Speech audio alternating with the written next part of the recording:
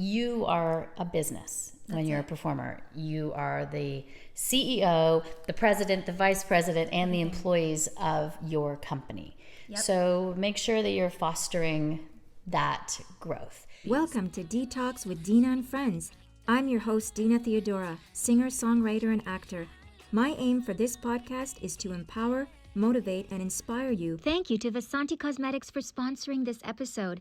Head over to vasanticosmetics.ca for luxury, high-performance cosmetics and skincare. Make sure to use promo code DINA10 for 10% off all online products. Thank you, my darling Amy, for joining us here. Thank you.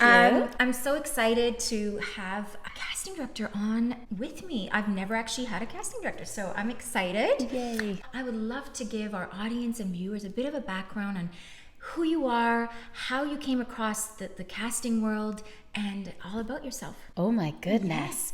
Well, I started as a performer and a dancer first, and I had always imagined being a ballerina or a star.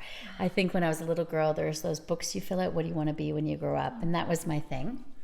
And so dancing throughout high school, and I stopped for a bit when I went to university. I didn't realize that you could do it for a living, performing for a living. I was from a very small town, and in that small town, I think the opportunities, it wasn't something that a lot of people did from the town. So I went to the University of Western Ontario. And while I was there, I started dancing again, and I met a man named George Randolph, who runs an academy here called the Randolph Academy. Yes.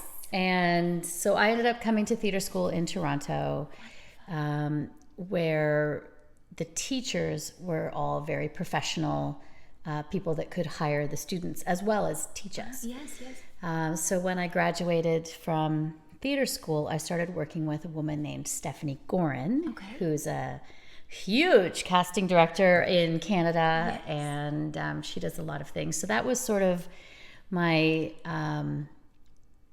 first experience working in a casting office. Probably it was like 1995 or 96. It's been a while. And so she taught me everything I know. Beautiful. And that's really how I got started, was working in her office. And I'm also a choreographer, so amazing. I would help at auditions. And then the first TV series that I got to be casting director on is called The Next Step, which I'm also a producer and a choreographer. Wow. And it's a huge dance hit show. That's a beautiful show. Yeah. So so I started casting, and I dabble in casting as well as choreography, and now I'm trying to expand maybe into more producing and creative ideas. All. And so you always knew you wanted to get into the world of casting, or was there, like you said, there was the dance at first, but the casting really hit it for you? Casting hit it for me in that let me phrase that better. I think when I was a young girl, I didn't know about these jobs. So I didn't set out to be a casting director or even to be a choreographer. I just wanted to be a performer. Yes. And through that, I think one of the important things for anyone to notice or to note when you're young and trying to decide what to do, I think is when you make one decision and you follow your heart one way, more doors open. Wow. And, you know, it's so hard for young people at graduating high school to even decide to go to university, college, what to do. But once you make a decision, it leads you down a path that will open more doors. Wow. And so that's when I fell into casting. I feel like I just tripped and rolled into it. Just happened, right? Yeah. Wow. And so you chose, I mean, you kind of feel like it chose you or you chose it, or both, because you were so involved within the realm of the dance and the choreography that the casting kind of all came into be. I think it sort of started choosing me, and I started learning and started enjoying that. And I think for me, the least fun part about casting is all the office work and the admin work when you're sitting and putting out audition notices and a lot of typing. But the most fun and something that I love doing is interacting with people and introducing people to other people.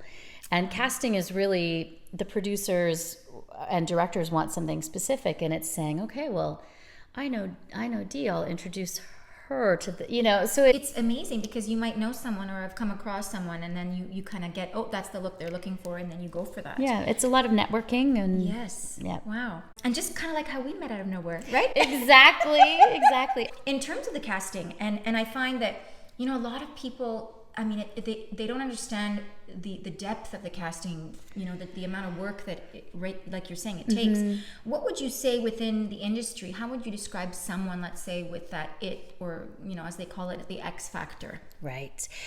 I think the it factor and the X factor also comes per job. The most talented person might not hit it big. Yep. I mean, and I say most talented, like when I was in acting school, we all looked at one person, we thought that person's going to be the star. Wow. But those maybe connections and the things didn't fall into place, or... Can you specify what, because I'm always interested to know, and viewers and listeners listening, to know what that means by those pieces. Well, and I think that's the challenge depending on the job. Let's say it's a commercial for Tim Hortons. The Tim Hortons clients and the people paying for the commercial might really love certain qualities that you're bringing forward. Yep. And yet if you audition for Burger King, the Burger King people might not be so interested. So presenting yourself as an actor in the best way possible, so that's really hard to say that it factor, because again, it's that one opportunity that you just click with and mesh with. And that's maybe something like somebody, Rachel McAdams, that one job she got, I mean, Mean Girls, and then The Notebook. Wow. So whoever was in charge of The Notebook, she had the it factor, but they were able to capitalize on it. That's a good one. And like you were saying, in terms of, it's different. It could be an it or the X or whatever they call it for each specific role or casting what they're looking for, right? So it's hard to say. But the charisma, would you say? There's a certain aspect of charisma there as well? Yeah, so having the it factor, you can have it, but if the timing doesn't work out for you when you go to that audition or you meet that person, I feel like some part of it, there are things that performers can do, and then a lot of it is being in the right place at the right time, and so that's the part about that you can't control. You don't know timing, you don't know, I mean, even this year with COVID, maybe a huge opportunity happened for somebody because they got to do a self-tape at home and they had an opportunity. So they have these qualities that actors can strive for to have the it factor. But again, there's the things you can't control. Then there's things outside, exactly. The universe. And so how would you say to kind of give your advice in terms of taking every precaution or taking all the steps to be ready and prepared and do everything you can to do what you can control? Yes. Right? What are those steps to be fully prepared? I think...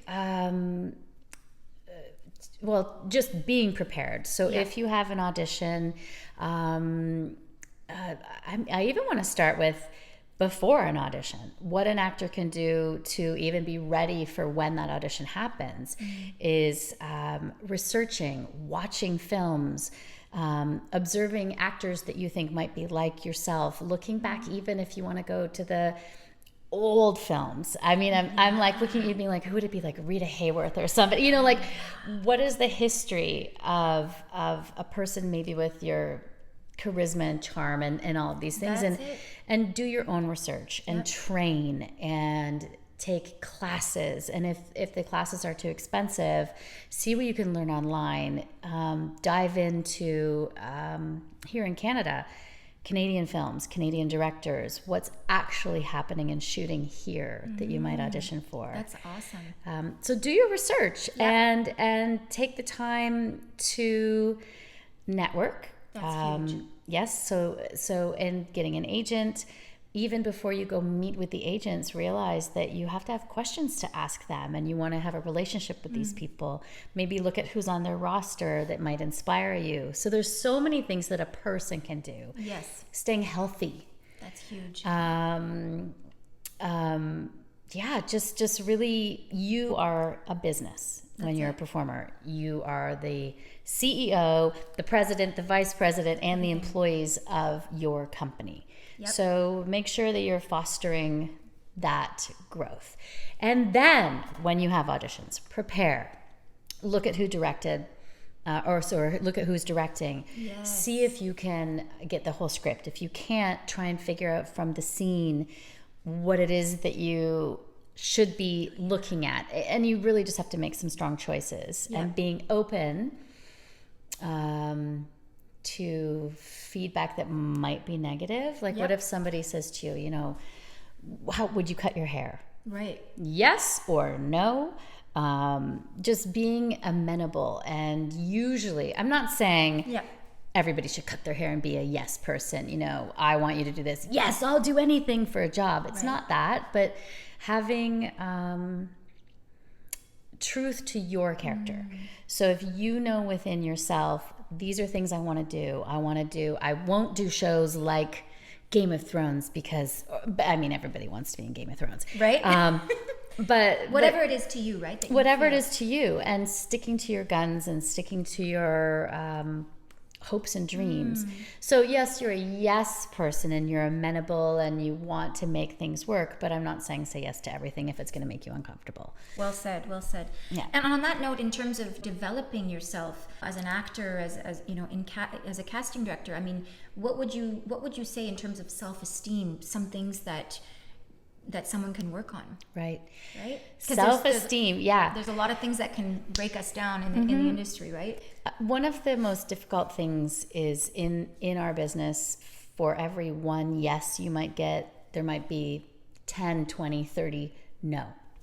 Yeah. So it's how do you build yourself up, realizing a lot of the time that it's not you and it's not you personally, and it's not that you're a bad actor. You know, you might have gone in and flubbed your lines and you can really beat yourself up about that, but it's just forgive, move on, shake it off. I believe deep down that performers, you have to do this.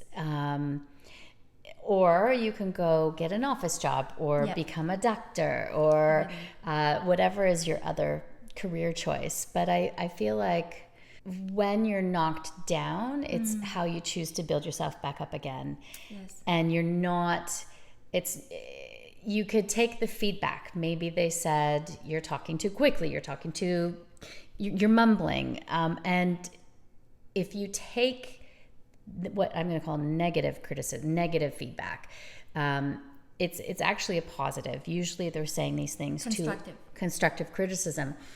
It's hard to feel like that sometimes, but if you're able to get any feedback, is say, okay, well, this person thought that, and you know, another casting director, another director might think something completely different. One person might think that you're as good as Meryl Streep, and the next person's like, that person can't act at all. That's it. But it's subjective. It's their opinion, and again, find those things to value in yourself. And embrace it and say, this is what I'm bringing to the table. I love it. Because the choice is, if you don't follow through and go for it, then you can maybe look at another job. You have to be ready to keep motivating yourself. Motivating, because it's like they say, bathing every day. It's like motivation. You got to do it every day. It doesn't last on its own. No, just keep finding ways to reinvent and re-inspire yourself. Beautifully said. And in terms of creating your dreams into reality, whether you're going into casting or becoming an actor or getting into that realm, what would you say are some steps, or what do you believe is a great way to go about that, to bring your dreams into reality? To bring your dreams into reality, I feel like you just have to manifest it. I mean, what does that mean to you? Well, this is the thing. Here's me being like, just do it. It's not so easy for everybody. And I know even for myself, there are low days when I don't feel like doing a thing. And how do you... and I think everyone goes through that, right? Yeah. Everyone goes through those days. I don't know how someone can say, I'm on it every single day, minute, hour, right? It's like, we're human. Yeah. And even if you look on social media and you see some people that may be showing just that aspect of the life, it's like go, go, go. Yeah. No, you need time for yourself. You need rest. You need 100%. Rejuvenation, right? I feel now also especially after COVID, or we're still in COVID, but There is a bit more acceptance. There's just stepping back and saying it's okay if I'm not in the rat race today, or I'm going to forgive myself that I didn't go learn a new monologue, or I didn't go read a script. I mean, every now and then just to sit back and take a breath. But I think if you need to re-motivate yourself, it is, like I said, you can easily watch a movie or go to the library and take out books on actors, read a script, talk to somebody, listen to podcasts. Whether it's a meditate, I don't know, I'm saying you just have to do it. You don't just have to do it. That sounds really bossy when I say that, but I don't know that I can do it. Turn to a friend.